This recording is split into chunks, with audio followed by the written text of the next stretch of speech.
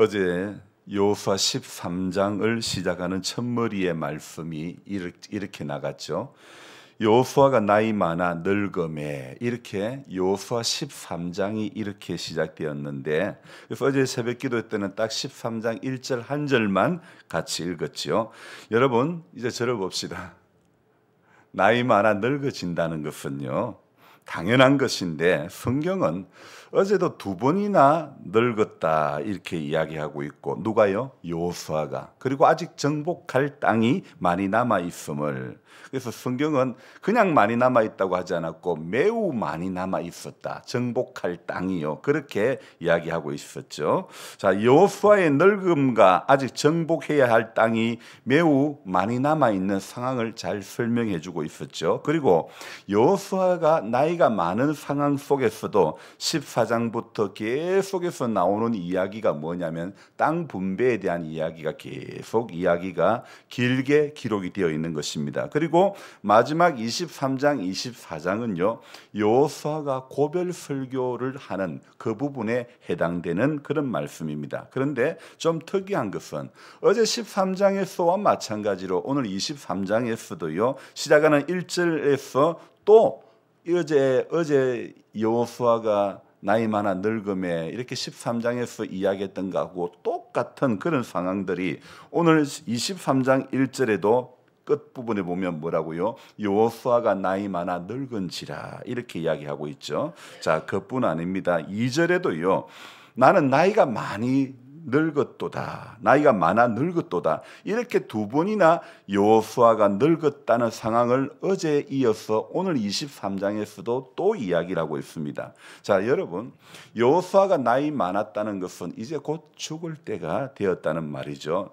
그런데 사람들은요, 늙어감에 따라 또 죽음을 앞두고 있는 상황이라면 누구나 할 것 없이 어떤 생각을 하냐면요, 과거를 회상하는 거예요. 과거를요. 지나간 이야기요. 오늘 본문도 마찬가지죠. 자신이 나이가 많아 늙었다는 사실 앞에 여호수아는 과거를, 지나간 날들을 회상하면서 파란만장했던 삶을 살아오는 동안에 하나님의 은혜를 그의 고별 설교를 통하여 말씀하고 있는 것입니다. 자, 여호수아는요, 총망받던 이스라엘의 용사였던 그런 여호수아였죠. 아말렉과의 전투에서 그는 이렇게 혁혁한 그런 공을 세웠던 사람입니다.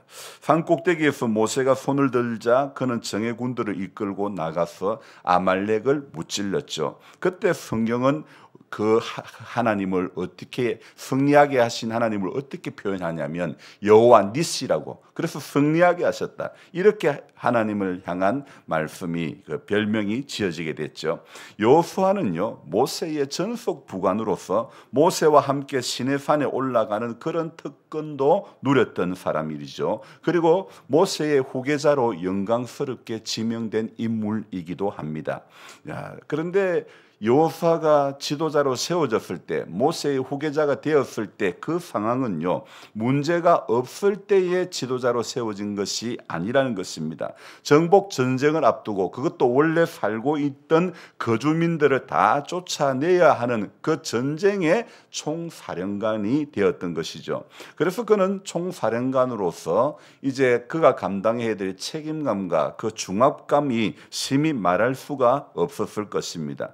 그래서 그랬을지는 몰라도 신명기 34장에서 모세가 이제 죽음을 앞두고 죽기 전에 여호수아에게 하나님께서, 야 모세야, 여호수아를 극히 강하고 담대하게 하라, 이렇게 모세에게 말씀하셨죠. 그리고 여호수아를 시작하는 첫 1장에서도 이야기가, 우리 하나님께서 여호수아에게 당부하신 말씀이 무엇이냐면요, 이 말씀은 3번이나 반복되고 있는데, 여호수아 1장 6절에서 강하고 담대하라, 내가 그들의 조상에게 맹세하여 그들에게 주리라 한 땅을 이 백성에게 치리하게 하리다. 그리고 7절에도요. 오직 강하고 담대하여. 그리고 9절에도 또 강하고 담대하라. 두려워하지 말라. 여호수아 1장을 시작하는 6절, 7절, 9절에 세 번이나 강하고 담대하라는 말이 반복이 되고 있음을 알 수가 있는 것입니다.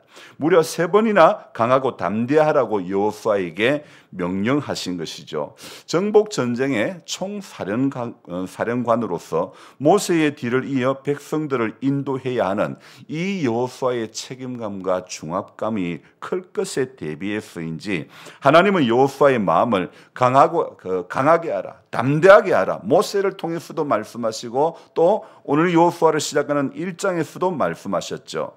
어제 이어서 오늘도 나이가 많아 늙었다는 말씀 두 번이나 계속하여 이렇게 반복하여 등장하고 있는 것은 이 나이가 많아 늙었다고 하는 상황을 표현하는 이 말씀 또한 여호수아가 강해야 되는 이유가 바로 이것이 아닐까요? 여러분 지금 상황은 나이가 많아 늙었지만 하나님께서는 여호수아 1장 6절 7절 9절에서 계속 강하고 담대하라 세 번이나 말씀하셨는데 이 강하고 담대함이 여러분 하나님께서 강하고 담대하라고 하셨다고 해서 없는 강함이 없는 담대함이 어느 날 갑자기 말씀 한마디로 짠 하고 나타나는 것은 아니지 않습니까?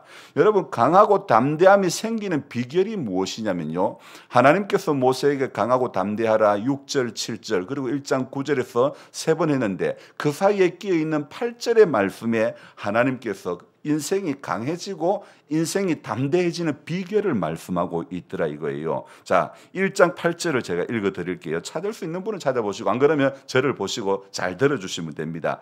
이 율법책을 내 입에서 떠나지 말게 하며 주야로 그것을 묵상하여 그 안에 기록된 대로 다 지켜 행하라. 그리하면 내 길이 평탄하게 될 것이며 내가 형통하리라. 여러분 강하고 담대하라고 세 번이나 말씀하시는 그 말씀들 사이에 여호수아에게 강하고 담대해지는 비결을 하나님께서 알려주시는 것이죠. 여러분 인생이 어떨 때 강하고 담대해지는 것입니까? 이 율법책을 내 입에서 떠나지 말게 하며 주야로 그것을 묵상하며 그 안에 기록된 대로 다 지켜 행할 때에 그럴 때 평탄해지며 길이 평탄해지며 강하고 담대해진다고 말씀하고 있는 것입니다. 그래서 하나님께서는 여호수아서를 시작하는 첫머리에 사람이 강하고 담대해지는 비결을 알려주는 거예요. 여러분 그렇습니다. 인생의 문제는 마음에서 오는 것이 대부분입니다. 나이가 많아 늙었다는 말씀을 두 번이나 13장에서 하고 오늘 또 23장에서 또 하는 것은 사람이 나이가 많아졌을 때에 제일 공격당하기 쉬운 것이 무엇이냐면 우리 마음이라는 것입니다.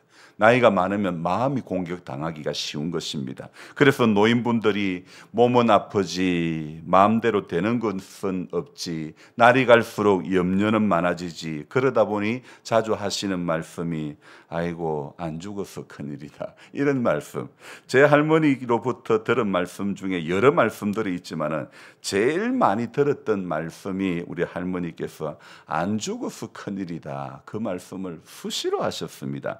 마지막에는 할머니가 치매에 걸려 베개를 떴는데 무슨 힘이 그렇게 장사인지 젊은 사람이 벽에잎을 뜯어서 조각조각 만드는 것도 힘이 들 터인데 80 넘은 노인이 어떻게 벽에를 조각조각 다 낼 수 있었을까? 제가 지금 생각해 보니 나이 많아 늙었다는 서름을 그렇게 표현한 것이 아닐까 이런 생각을 해보았습니다. 손에 잡히는 그 무엇으로 당신의 마지막 죽음 앞에 그렇게 무언의 메시지를 무언가 남기고 싶었던 것 같습니다. 여러분 사람은 아무리 나이가 많아도 무언가의 메시지를 남기고 싶어하는 것 같습니다. 나이 많아 늙었지만 강하고 담대해진 여호수아는 이스라엘 백성들을 가나안 땅으로 묵묵히 인도해 가는 것입니다. 그리고 팔레스타인 중앙으로 치고 들어가 남부고 북부고 종횡무진으로 가는 곳곳마다 정복하고 승리를 하는 것입니다. 7년의 긴 세월 동안 전쟁의 한복판에 서 있으면서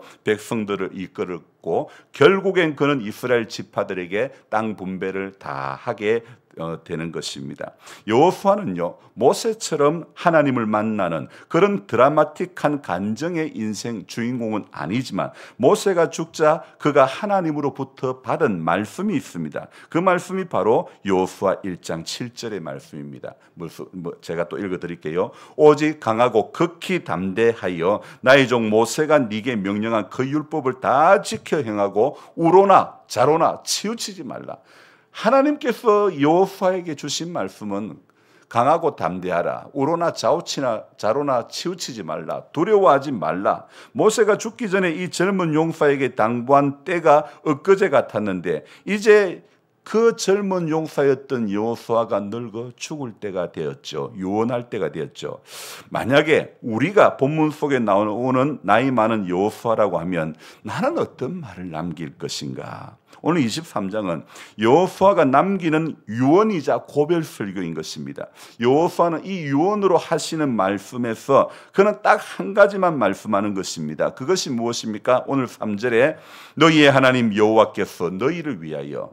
오늘 여호수아는요, 이 여호수아 23장에서 너희 하나님 여호와께서, 우리 오늘 찬송 불렀던 건 너희 하나님 여호와가, 그것은 스바냐에 나오는 말씀이지만, 그러나 오늘 이 여호수아 23장에도 계속해서 반복해서 나오는 말이 너희 하나님 여호와께서, 너희 하나님 여호와께서, 이 말씀이요 어떻게 나오냐면 3절에 나오죠, 5절에 나오죠, 8절에 나오죠, 14절에 나오죠, 15절에 나오죠, 16절에 계속해서 반복해서 나오고 있는 단어가 너희의 하나님 여호와께서, 바로 이 말씀입니다. 여호수아는요, 여러분, 자신이 마지막으로 당부하는 말에서 가장 많이 반복하는 이 말을, 너희의 하나님 여호와께서, 이 말을 선택하는 것입니다.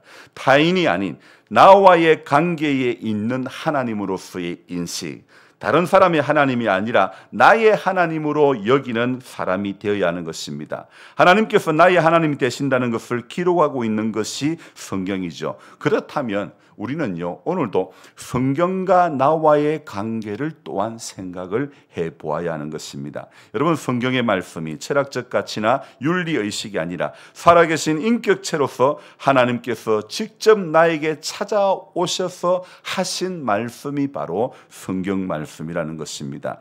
여러분, 사람이 언제 제일 신나느냐? 세상 사람들은 오늘 불금이다 이야기를 하지만, 그러나 사람이 가장 행복할 때, 사람이 가장 신날 때, 사람이 가장 빛나는 삶을 살고 어제보다 행복한 그런 오늘이 되는 것은요, 하나님이 함께 하실 때 사람이 가장 빛나고 가장 행복하고 가장 신이 나는 인생이 되는 줄로 믿습니다. 여러분, 생각해 봅시다. 일개 노예 출신 이 젊은이가 선택되어져 가지고, 하나님으로부터 선택을 받아 가지고 이스라엘 민족의 지도자가 되고, 또 하나님은 그 사람을 통해서 한 민족 전체를 젖과 꿀이 흐르는 땅으로 인도하시는 그 하나님의 도구가 되게 하셨다는 것. 그러니 여호수아는 이 유언의 말씀 속에서, 고별 설교에서 백성들에게 아주 간곡하게 당부를 하는 것입니다. 자, 어떤 말씀이냐? 오늘 6절 말씀을 이제 우리 같이 읽어봅니다.